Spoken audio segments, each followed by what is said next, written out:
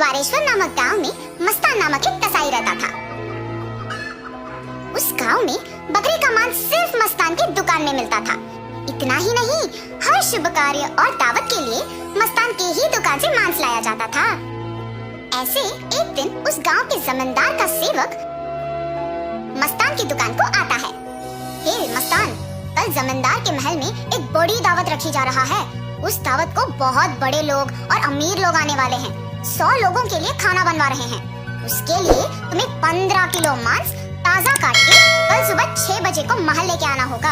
पैसे तुम्हें वहीं पे मिलेंगे। मस्तान सलमान की बात को मान लेता है, लेकिन उसके पास 15 किलो का मांस नहीं होता है, इसीलिए वो बकरी वाले के पास जाता है। रमेश भैया, दरवाजा खटखटाता है। अरे क्या हुआ मस्तान, इस समय पे आए, बात क्या है?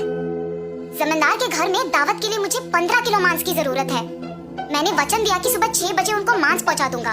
समय ना होने के कारण मैं अभी तुमसे बकरी खरीदने आया। हाँ, तो ये है बात।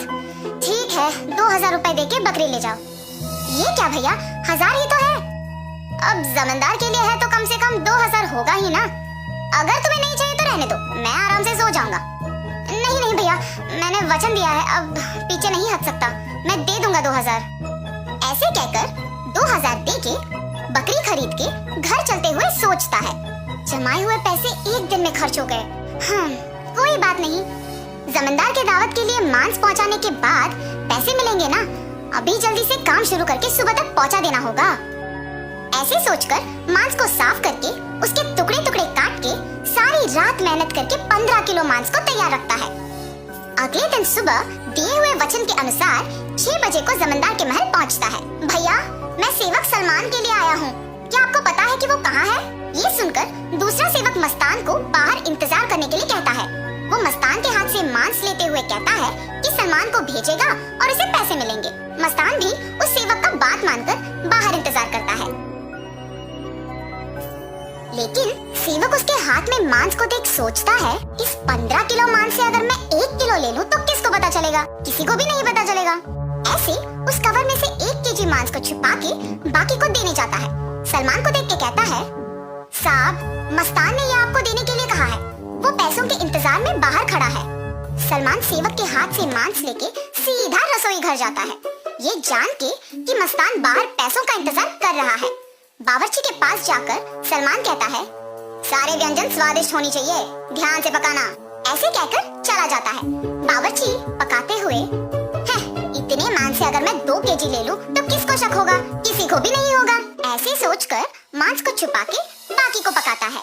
दावत के व्यंजन की तैयारी के लिए जिम्मेदार किशन व्यंजनों का स्वाद चख के कुछ सेवकों की सहायता से उन सभी में से थोड़ा थोड़ा अपने लिए ले लेता है। आए हुए मेहमान सारे दावत की खाना शुरू करते हैं और जल्द ही आपस में बात करना शुरू कर देते हैं। ये क्या, इतना अमीर और सम्मानित आदमी, अच्छा नाम है इनका, मगर खाने में कमी क्यों? हाँ, अगर खाना कम ही पड़ना है तो ऐसी दावत की तैयारी भला क्यों करे? ऐसे सारे लोग खुसफुसाते हैं। ये सब सुन के जमींदार सहन नहीं कर पाते हैं। दावत के खत्म होने के बाद क्रोधित होके सारे लोगों को सभा में बुलाते हैं, खास करके दावत के लिए जिम्मेदार लोगों को, और उनको सवाल करना शुरू करते हैं। दावत की तैयारी के लिए जिम्मेदार किशन से पूछते हैं, दावत की जिम्मेदारी सौंपने पर तुम ये करोगे? सभी तैयारी किया मैंने, लेकिन व्यंजनों के लिए मात्रा पहले से ही कम पड़ गई थी प्रभु। मेरा इस बात से कोई लेना देना नहीं, आप बावर्ची से पूछिए प्रभु। ऐसे उसने अपनी किए को छुपाकर किसी और पे इल्जाम डाल देता है। तब बावर्ची छुपाए हुए 2 किलो मांस की बात को छुपा के कहता है कि दावत की सामग्री के लिए जिम्मेदार सलमान के पास इसका जवाब होगा। ऐसे उस बात से छुटकारा पाता है। सलमान भी औरों की तरह मांस के दिए गए 6000 रुपयों को मस्तान को ना देकर अपने ही पास रख के, ये जानते हुए कि मस्तान पैसों का बाहर इंतजार कर रहा है, जमींदार से ये बात छुपाता है और कसाई मस्तान पे इल्जाम डाल देता है कि उसने मांस कम मात्रा में दी है। अभी जाके मैं उसका काम तमाम करता हूँ प्रभु, ऐसे कहता है। उसी सभा में मौजूद मस्तान उस इल्जाम का सहन नहीं कर पाता है। सभा में से जमींदार के सामने आके कहता है, जमींदार साहब, इस पूरे गांव में मैं अकेले कसाई हूँ। पिछले 10 साल से मैं ये व्यापार कर रहा हूँ और इतने साल से आपके घर में हर कार्य और हर दावत पे मैंने खुद मांस दी है, मगर कभी भी ऐसी मुसीबत नहीं आई। आपके घर में दावत का नाम सुनते ही 1000 की बकरी को 2000 में बेचते हैं। सुबह आके मैंने मांस को पहुंचा दिया और आपके सेवक सलमान ने मुझे मांस के पैसों के लिए सुबह से इंतजार करवाया। सलमान को मांस देने के बहाने से एक और सेवक मेरे हाथ से मांस लिया और मुझे बाहर इंतजार करने के लिए कह दिया और ये भी कहा कि वो सलमान को बुलाएगा। उसके बाद इनमें से कोई भी मेरे पास नहीं आया। कृपया मेरा यकीन कीजिए प्रभु, आप ही की दया से जी रहा हूँ।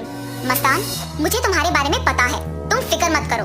सैनिकों, सलमान के कपड़े खोजो, देखो अगर 6000 रुपए मिलते हैं। खोजने पर सलमान की जेब में 6000 रुपए मिलते हैं। ऐसे उन सब में से सलमान पकड़ा जाता है।